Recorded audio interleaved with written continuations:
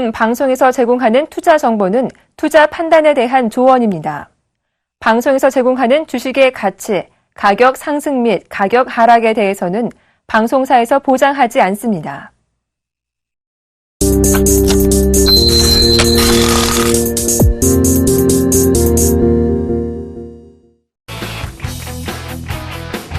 시청자 여러분 안녕하십니까. 막상막하 투명쇼 시즌2의 예정군입니다. 시장이요 오늘도 좀 급격한 하락세로 좀 마감이 됐습니다. 일단 그렉시트에 대한 우려가 시장 전반적으로 오늘 하루를 좀 지배했다고 볼 수 있고요. 이 그리스가 하루 만에 또 말을 바꿨는데 내일 어떤 작용을 할지 모르겠습니다. 일단 구제금융 연장 신청을 하지 않겠다라고 밝혔다가 오늘은 또 조금 전에 기사를 보니까 하겠다라고 또 밝혔네요. 그러면 단지 이제 이 알렉시스 치프라스 총리가 이 그렉시트를 미끼로 해서 EU 그리고 ECB 그리고 IMF를 협상 테이블로 끌어들이기 위한 수단으로 삼고 있지 않나. 그러면서 세계적 경제는 지금 출렁출렁이고 있지 않나. 그렇게 보여집니다. 코스피는요, 오늘 11.14포인트 하락 마감한 1935포인트에서 마감이 됐고요. 코스닥은 약보합에서 마감이 됐습니다. 사실 코스닥이 아침부터 강하게 좀 밀고 내려와서 걱정을 살짝 했습니다. 그러면서 제가 역전의 명수 시간에 아침 방송 출연해서 코스닥은 결과적으로 590선 위를 지켜줄 것이라는 얘기를 드렸는데요. 오늘 코스닥은 약보합 마감이 됐어요. 그래서 0.80포인트 내린 592선에서 마감이 됐다는 것을 알려드리겠습니다. 자, 환율은요, 이제 외국인들이 빠져나갔으면 조금 올라야 정상인데, 우려감 때문인가요? 결과적으로 환율도 5.20원 내린, 1089원 70전에서 마감이 됐음을 또 알려드리도록 하겠습니다.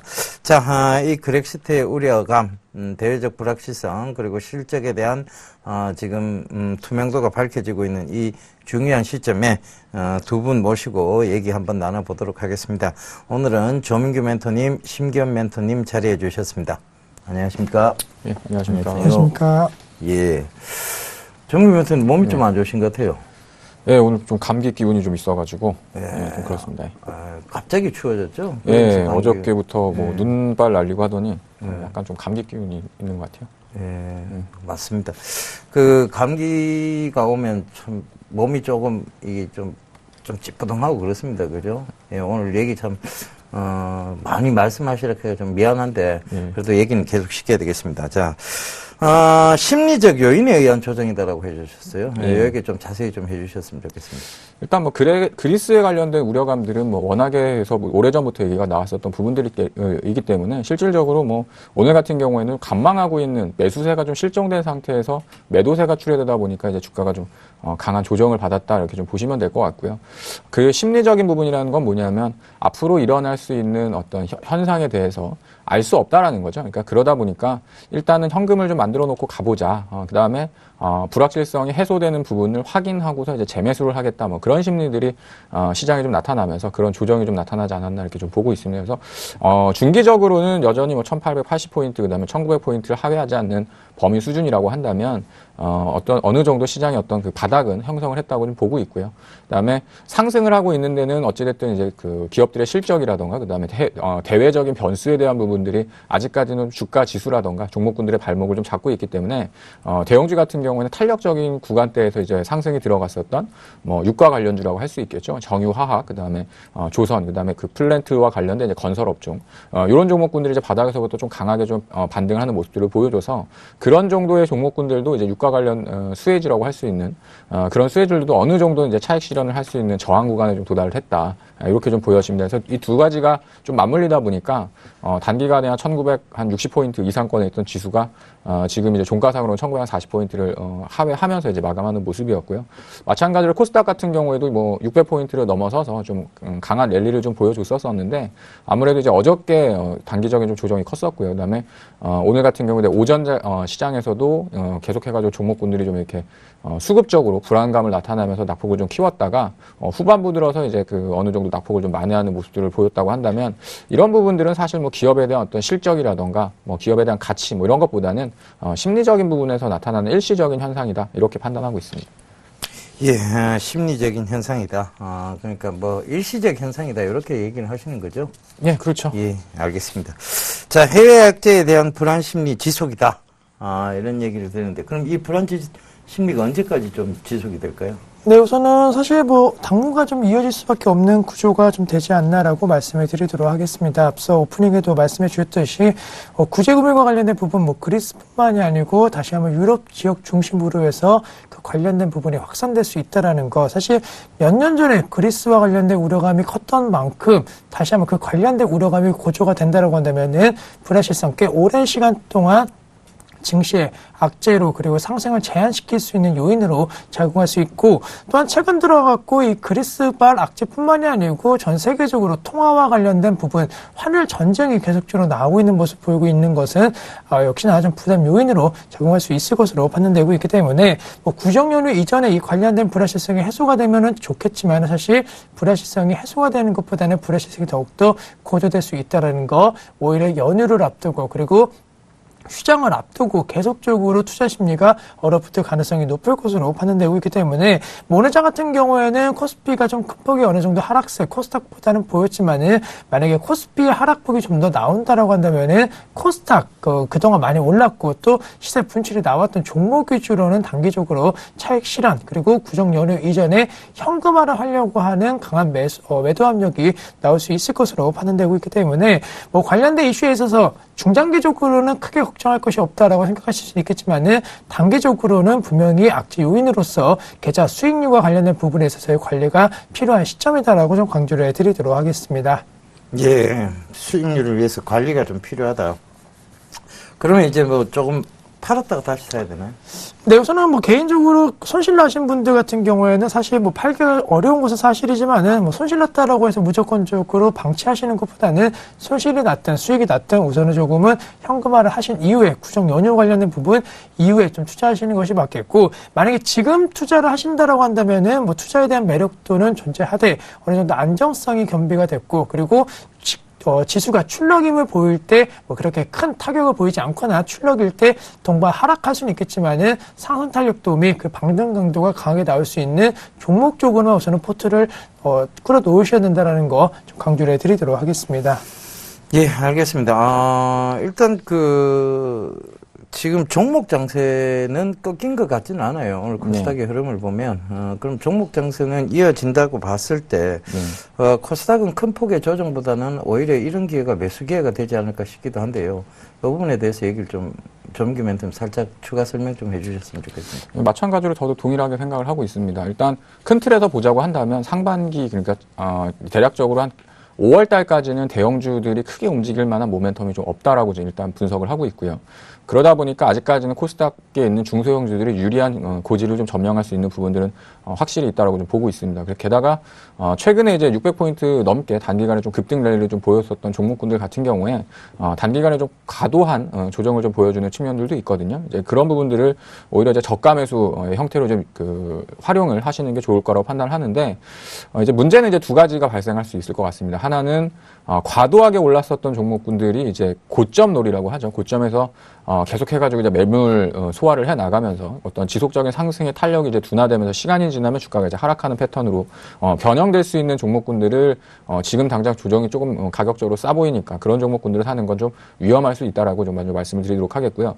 또 하나는 바닥에서부터 많이 올라왔는데 이제 단기적으로 어느 정도 이제 주가가 올라온 이후에 조정을 보여준단 말이죠.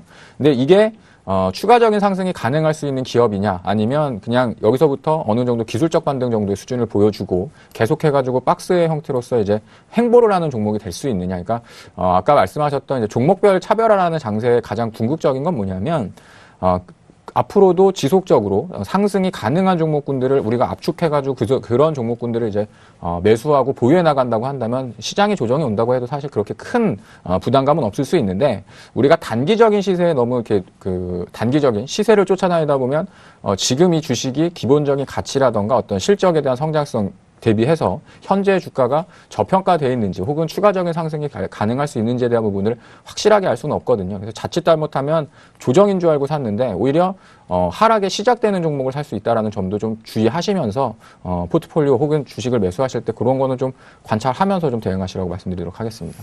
예, 일단은 종목 장세라고는 하지만, 하락이 시작이 되는 종목을 역으로 잘못할 수도 있다는 얘기를 해주셨어요. 그만큼 리스크에 대한 부분들을 조금 관리를 해야 된다는 얘기를 해주신 것 같은데요.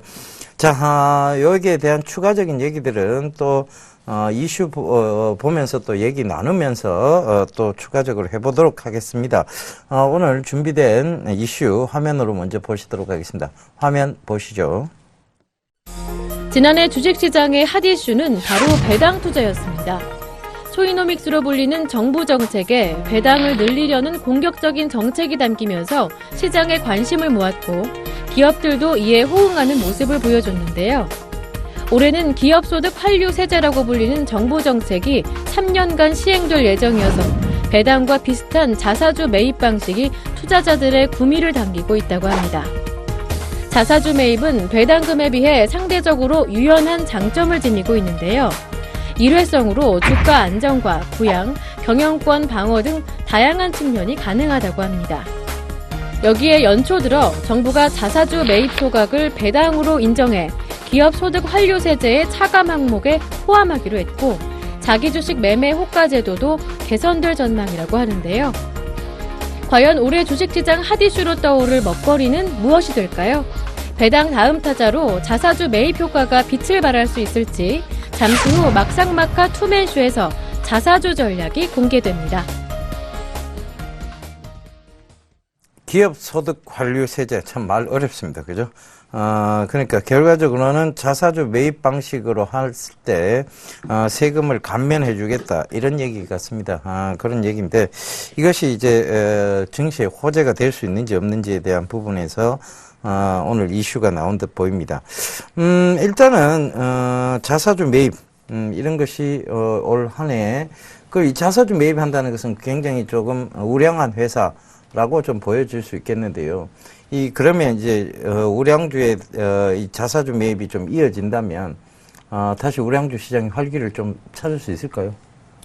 우량주라고 말씀하시는 게 이제 대형주를 우량주라고 말씀하시는 건지 아니면 기업의 유보율이라던가 재무 상태가 탄탄한 기업을 이제 우량주라고 그렇죠. 말씀하시는 건지. 기업의 재무 상태가 탄탄한 회사가 우량주죠.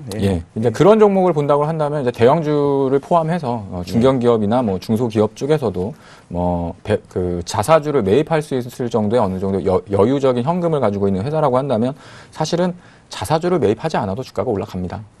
그렇죠. 그런데 문제는 뭐냐면 정부에서 적극적으로 좀 활용을 하라는 어느 제스처나 어떤 정책적인 분위기로 좀 분위기를 만들어 나갈 수 있기 때문에 이런 부분들은 중기적으로 봤을 때는 좀 긍정적인 효과를 좀 나타날 수 있다고 생각을 하고 있습니다. 그 이유는 첫 번째로는 자사주를 매입을 해서 소각을 할 경우에는 사실은 이제 기본적인 주식 수가 이제 줄어드는 부분들이 발생할 수 있기 때문에 기본적인 어떤 PER이라던가 PBR 자체가 낮아지는 형태로서 바뀔 수 있거든요. 그래서 저평가 국면으로 주식에 대한 주가 자체가 이제 변할 수 있는 부분들이 될 수 있기 때문에 충분히 중기적으로는 이제 호재의 역할을 할 수 있다라고 좀 보고 있고요. 또 하나는 그런 기업들이 이제 주식이 쌀 때 자기네들이 자사주를 매입을 해서 또 주가가 또 상승을 했을 때는 그에 따른 또 시세 차익이라는 부분들도 반영시킬 수 있는 부분들이 있기 때문에 충분히 긍정적인 흐름으로 좀 접근이 가능하다라고 보여집니다. 근데 항상 이런 어떤 정책이라던가 어떤 제도에는 병폐라는 것들이 있죠. 그러니까 이런 부분들이 기업에 대한 주가나 이런 부분들에 대해 좀 호재가 된다라고 하더라도 전혀 자사주를 매입을 시도하지 않아도 되는 기업들, 부실한 실적이라던가 이런 부분들 때문에 전혀 그런 어떤 이슈가 될 만한 회사가 아닌데도 불구하고 단순히 어떤 자사주를 매입을 했을 때 주가가 상승을 한다고 한다면 그런 걸 이제 역으로 악용할 수 있는 기업들 같은 경우가 있으니까 이제 그런 부분들이 무조건적으로 전체적으로 좀 긍정적으로 된다 이렇게 보기는 좀 어려울 것 같고요. 하지만 좋은 기업들한테는 어느 정도 투자에 대한 부분들을 또 장려를 하고 이런 부분으로 된다라고 한다면 충분히 긍정적인 흐름으로 계속 갈 수 있다라고 봅니다. 그래서 작년 같은 경우 이제 배당 투자에 대한 부분들이 시장에서 상당히 좀 큰 이슈가 됐다라고 한다면 자사주 매입 이런 부분으로 한다라고 했을 때 오히려 더 강한 주가 상승 요인을 좀 작용할 수 있는 부분들이 될 수 있기 때문에 저는 아주 긍정적으로 보고 있습니다. 예, 알겠습니다. 아주 긍정적으로 본다. 자, 이게 자사주 매입에 대한 순기능도 있을 거고 분명히 역기능도 있을 거예요. 이 자사주 매입을 한다는 것은 결과적으로 주주들과 나눠 먹지 않겠다는 얘기거든요. 그죠? 이것이 어떻게 보면 역기능이고 순기능이라고 한다면 이제 주가 부양에 대한 부분이 좀 도움이 되지 않겠나.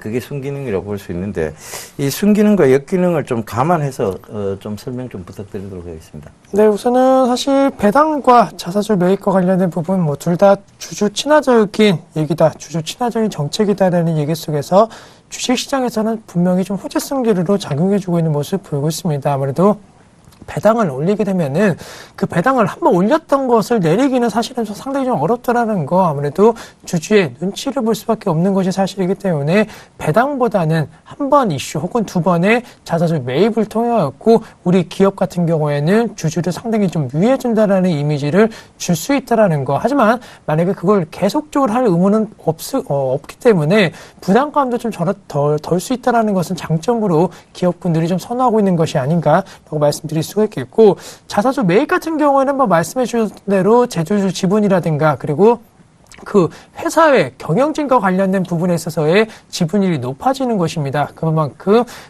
기업에 있어서 지분율이 높아진다라는 거, 약간은 뭐 독점적인 위치를 어느 정도 좀 영위할 수 있지 않을까라는 우려감, 경영진에 있어서의 방어를 할 수 있는 약간은 컨트롤이 되지 않는 그런 상황으로 전개될 수는 있겠지만은 어쨌든 간에 자신의 기업이라든가 자신의 회사가 발전할 것이고 또 주식에 대한 상승 가치가 있다라고 판단을 해야지만이 비교적 자사주 매입이 들어오는 것으로 좀 판단되고 있기 때문에 악재보다는 약간은 부정적인 입장보다는 좀 긍정적인 입장이 좀 더 있지 않을까라고 말씀을 드릴 수가 있겠고, 자사주 매입과 관련된 부분이 뭐 여러 가지 좀 순기능 관련된 얘기를 좀 말씀드릴 수가 있는데, 어쨌든 간에 자사주 매입 같은 경우에는 뭐 대규모 자금군들이 들어올 가능성이 있다라는 거, 뭐 자사주 매입을 하라고 해서 한 주, 두 주 그렇게 매수를 하는 것이 아니고 개인 투자자들로 하여금 꽤 구매를 당길 만한 그리고 매력적인 주수를 폭발적으로 그리고 강하게 매수해주고 있는 형태가 대부분이기 때문에 단기적으로는 수급의 형태로서 상당히 좀 긍정적인 효과를 누릴 수 있다는 것도 긍정적인 요인이다라고 말씀드릴 수가 있겠고, 자사주 매입을 통해 갖고 거래량이 없는 종목 같은 경우는 거래량이 많이 활발해질 수 있습니다. 물론 대주주 지분율이 높아진다고 한다면 거래량이 줄어드는 것이 아니냐라고 생각하실 수 있겠지만은, 자사주 매입을 통해 갖고 만약에 유통 물량과 관련된 부분이 너무 많았던 기업 같은 경우에는 좀 줄어든다고 한다면은 적은 거래량으로도 충분히 호가와 관련된 부분이 매력적으로 변동성이 좀 커지면서 투자의 묘미를 느낄 수 있는 그런 종목으로 변화될 수도 있겠고, 반대로 뭐 자사주 매입이 아닌 뭐 자사주 소각이라든가 이런 것을 만약에 단행한다라고 한다면 역시나 기업 가치 상승 및 그에 따라서 유통 주식 수가 많아질 수 있다라는 점은 긍정적인 요인이 될 수 있을 것으로 판단되고 있기 때문에, 우리나라 작년도 같은 경우에는 선진국 대비해서 배당과 관련된 움직임이 그렇게 크지 않았다라는 점이 부각되면서 배당 관련된 정책들이 많이 나왔다. 올해 같은 경우에는 자사주에 대한 기업군들에 대한 필요성 그리고 당위성, 그에 따른 정부 정책들이 나올 가능성이 높을 것으로 판단되고 있기 때문에 자사주 매입 효과와 관련된 부분에 있어서의 증시에 대한 영향력은 커질 수 있겠고, 또 대기업 중심부로 해서도 지배구조 관련된 부분에 있어서는 이 관련된 이슈의 연장선상이기 때문에 눈여겨보실 필요가 있는 하나의 이슈가 되지 않을까라고 말씀을 드리도록 하겠습니다. 예, 이게 확실한 수급 주체가 될 수 있다고 보시는 거네요. 그죠? 단기적으로는. 예, 단기적으로. 자, 두 분이 약간 조금 달라요. 그러니까 조민규 멘토님은 이 자사주 매입의 역기능에 대해서 좀 얘기를 드렸습니다. 자사주 매입을 한다는 것으로 괜한 주가 부양, 뭐 실적도 좋지 않은 회사가 주가 부양에 역이용을 할 수 있다는 역기능적 얘기를 좀 해주셨고요. 우리 신기현 멘토님은 자사주 매입은 굉장히 긍정적인 시장 역할을 해나갈 것이다라는 순기능적 얘기를 좀 해주셨어요. 요거를 조금 이제 섞어서 믹스를 좀 해봐야 되겠죠. 결국은 자사주 매입이 크게 나쁜 상황은 아닙니다. 그런데 이렇게 보셔야 될 것 같아요. 이제 기업이 지금 유보율을, 기업들이라는 것은 늘 잉여 자금을 좀 놔둬야 되는 상황이거든요. 물론 부채가 많은 기업들은 그렇지 못한 경우도 있습니다. 그런데, 이런 잉여 자금이 많은 회사들이 왜 굳이 주주 환원 정책을 하지 않느냐. 이 부분에서, 이제 주식을 잉여 자금이 많은데도 불구하고 배당을 하지 않으면 과세를 하겠다는 것이었고, 이 기업 소득 환류세제 쪽은 또 뭐냐면, 결과적으로 그 배당에 대한 부분들, 그러니까 배당을 안 하고도 이제 자사주 매입을 통해서 오히려 주가 부양으로서 주주들의 가치를 제고해 주면 되니까 그 부분도 인정해 주겠다는 얘기입니다. 그러니까 약간은 더 유연한 방법이에요. 그런데 이것이 유연한 방법이라고 해서 그들이 배당하기 싫어서 오히려 이런 자사주 매입을 이용한다면 그것은 또 역기능적 부분이 될 수도 있을 것 같습니다. 그래서 반드시 어떤 제도가 하나 생긴다고 해서 그것이 좋게 작용하리라고만 생각하는 것은 조금 무리가 있는 의견인 것 같고요. 그래서 물론 좋은 점도 많이 있습니다. 기업들이 이제 자사주 매입을 통해서 적극적인 자사주 매입을 통해서 우리 그 신기현 멘토님이 얘기하셨다시피 확실한 수급 주체로 부각될 수 있다면 이것이 전체적인 시장의 활성화를 가져올 것이다라는 순기능적 부분 이런 것들은 반드시 있을 수 있습니다. 그런데 그것이 이제 조금 좀 제도가 좀 지나다 보면 결국은 또 역기능적 부분도 드러나오게 되겠죠. 그래서 이런 부분들을 여러분들께서 두 얘기들을 잘 혼합하셔서 시장적 판단을 내리셨으면 좋겠습니다. 나쁜 얘기는 일단 주식시장에서 나쁜 얘기는 아닌 듯 보입니다. 하지만 그것만 너무 보고 여러분들이 투자하신다는 것은 단순 논리로 접근하는 거기 때문에 좋지는 않다는 게 또 조민규 멘토님의 얘기니까 잘 참고하셔서 잘 믹스하셔서 수익률 제고에 도움이 되셨으면 좋겠습니다. 자, 오늘 이슈는요, 크게, 저희가 길게 갖고 갈 내용은 아닌 듯 보여서, 이렇게 좀 짧게 마무리를 짓고요, 우리 멘토님들 수익률 확인해 보고 오도록 하겠습니다.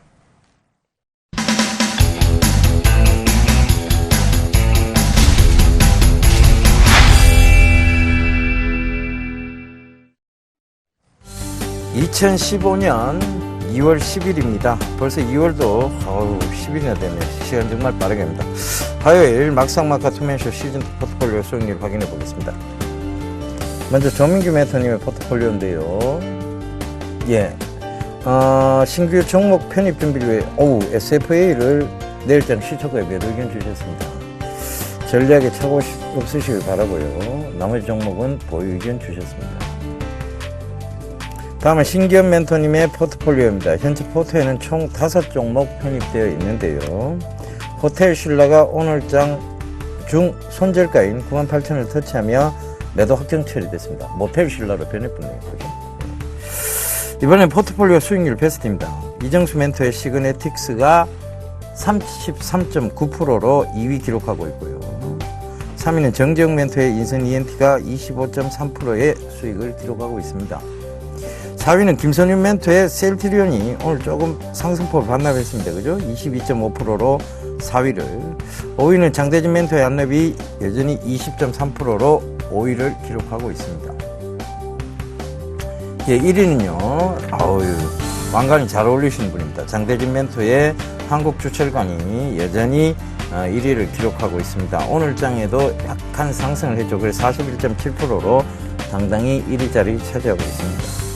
이번 누적 수익률 베스트인데요.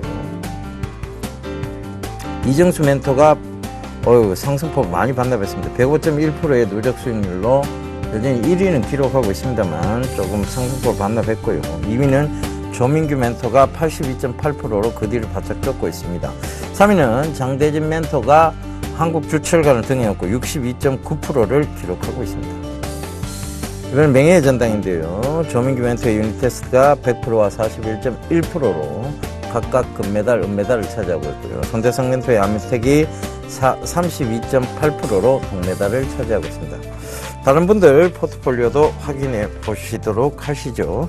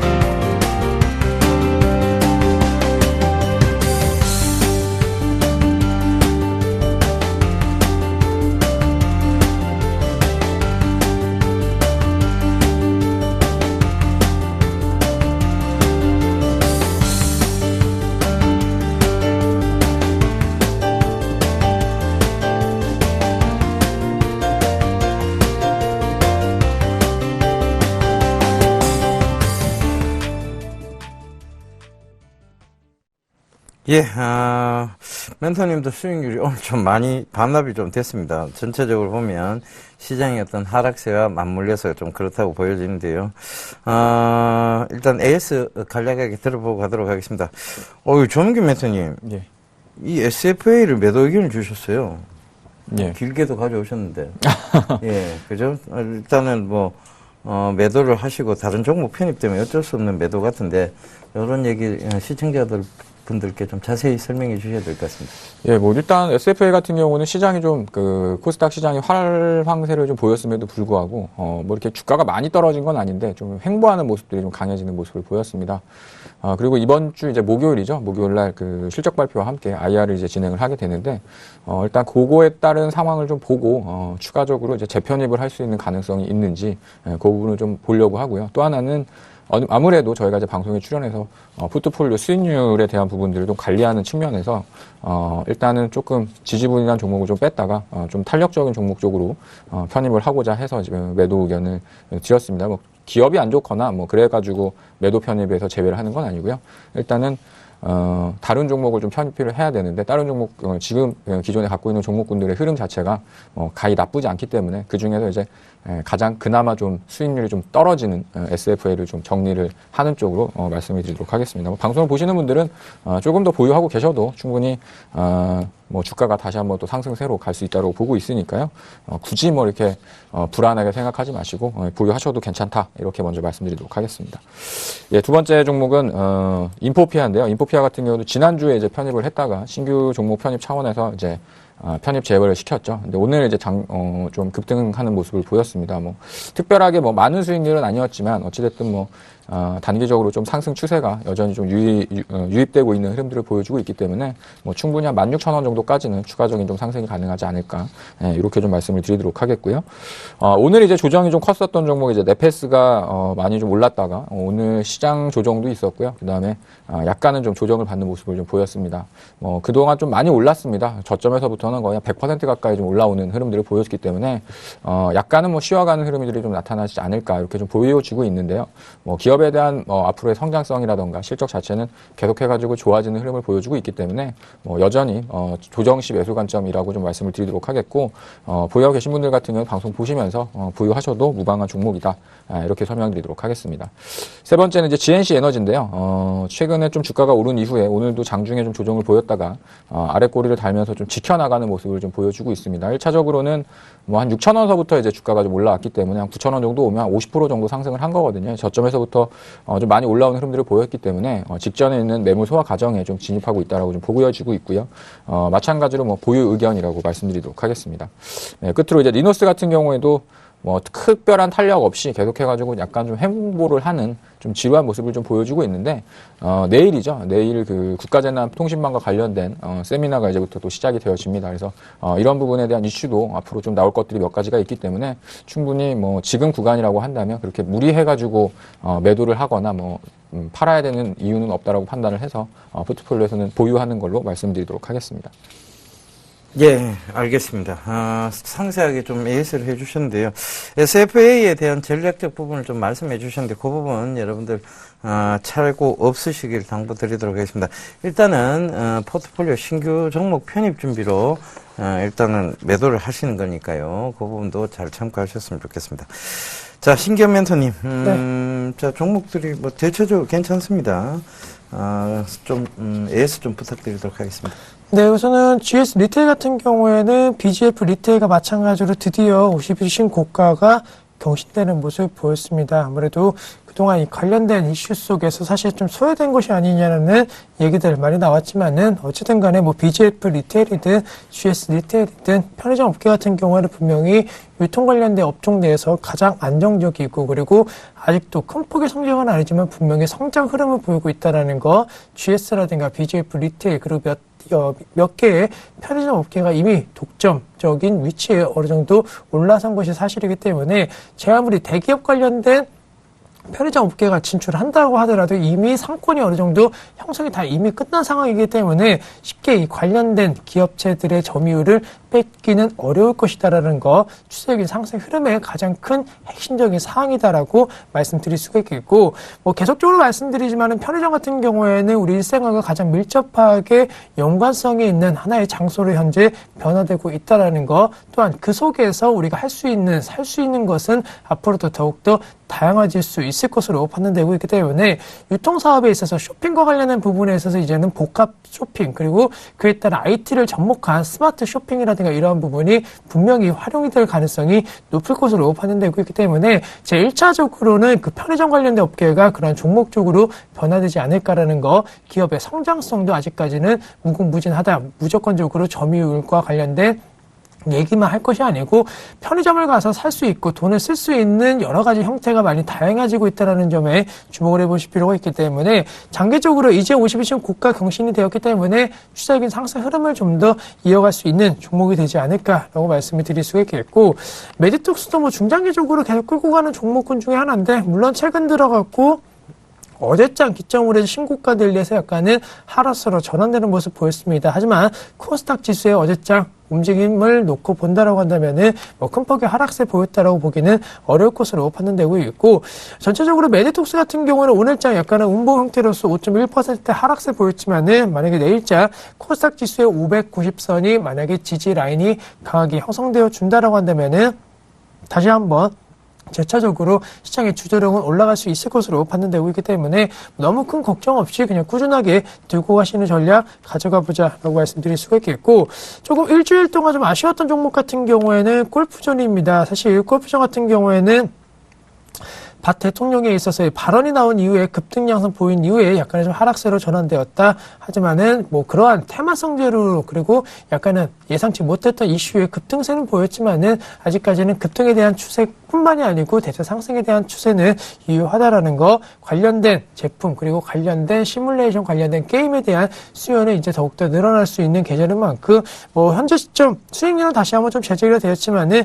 재차적인 반등 랠리를 노릴 수 있는 구간이 되지 않을까라고 말씀드릴 수가 있겠고, S1을 좀 말씀을 드리면은 뭐 S1도 지속적인 사회 구조의 변화에 따른 수혜주로서 언급될 수 있다. 물론 1월달 말부터 2월달까지는 약간 좀 횡보 움직임이 보이고 있는데 이도저도 아닌 움직임이 보이고 있다라는 거, 반대로 방향성만 잡아주면은 큰 폭의 그 방향성대로 움직일 가능성이 높을 것으로 판단되고 있는데, 그 가입자 수 증가율만 놓고 봤을 때는 아래가 아닌 위쪽으로 올라갈 수 있다라는 거 뭐 다시 한번 말씀드릴 수가 있겠고, 마지막으로 호텔신라 같은 경우에는 뭐 아쉬움이 좀 많이 남는 종목인데, 중국 관련된 이슈라든가 실적 관련된 이슈가 조금 나와주면서 상승으로 전환되지 않을까라는 기대감 가졌습니다. 하지만 반대로 유효과 관련된 부분에 있어서, 요우과 관련된 부분에 있어서 중국 규제와 관련된 얘기 나오면서 주가 좀 부진한 흐름 보이고 있기 때문에 당분간은 중국 출절과 관련된 얘기도가 나올 수 있는 테마성 재료가 있는 종목이지만은 그 흐름이 정 예상대로 반대로 가고 있다라는 거, 약간의 매도 이후에 여타 다른 종목 쪽으로 손실분을 마련하시는 것이 좋지 않을까라고 말씀을 드리도록 하겠습니다.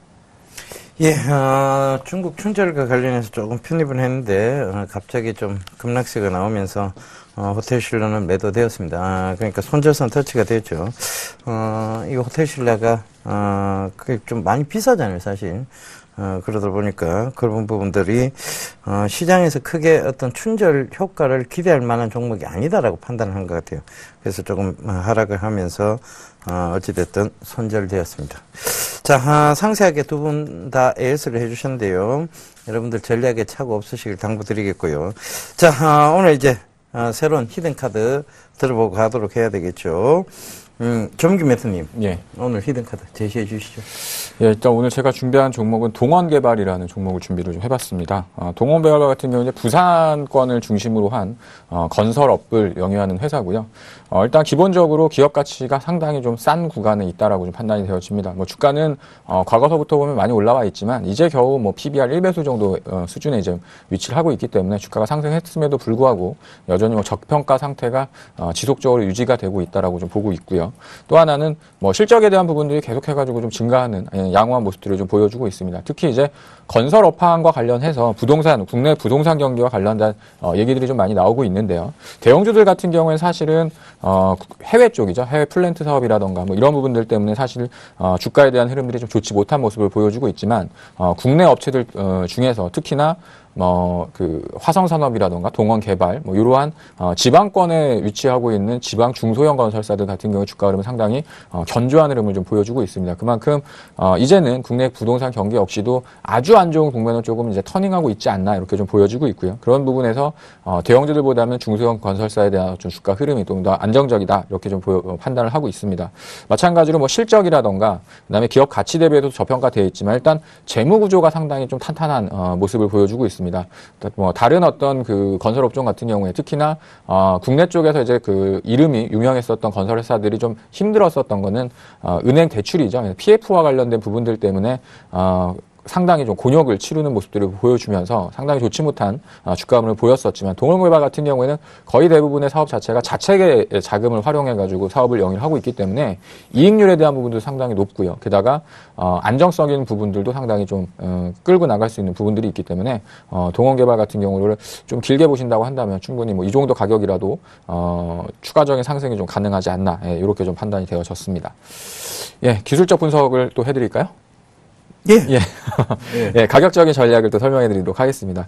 지금 동원개발 같은 경우는요, 한 28,000원 정도 수준에서 약간 조정을 받으면서 저점을 좀 하긴 했다라고 좀 판단이 되어지고요. 위쪽으로 보면 한 33,000원에서 34,000원대, 약간은 좀 그 고점에 대한 부담감은 있긴 하지만 일단 뭐 쉴 만큼 좀 쉬었다라는 좀 판단이 되어집니다. 그래서가, 아까 말씀드렸던 것처럼 기업적인 내용도 상당히 탄탄하고, 뭐 이런 기업들은 좀 쉬었다고 한다면 또 추가적인 상승이 가능할 수 있는, 흐름들을 또 보여줄 수 있기 때문에 지금 현재 수준이라고 했을 때 뭐 코스닥 시장도 조금 좀 부담스러운 종목군들도 상당히 좀 많이 있고요. 그다음에 기업적인 내재 가치보다는 좀 고밸류라고 할 수 있는 종목군들이 시장에 좀 많이 나오고 있습니다. 이제 그런 부분들보다 오히려 지금 주가는 뭐 약간 좀 더디게 움직여지고 있겠지만 뭐 안정적인 어떤 회사의 사업을 또 영위하고 있고 실적을 영위한다고 한다면 충분히 추가적인 상승 가능하다 이렇게 말씀드리도록 하겠습니다.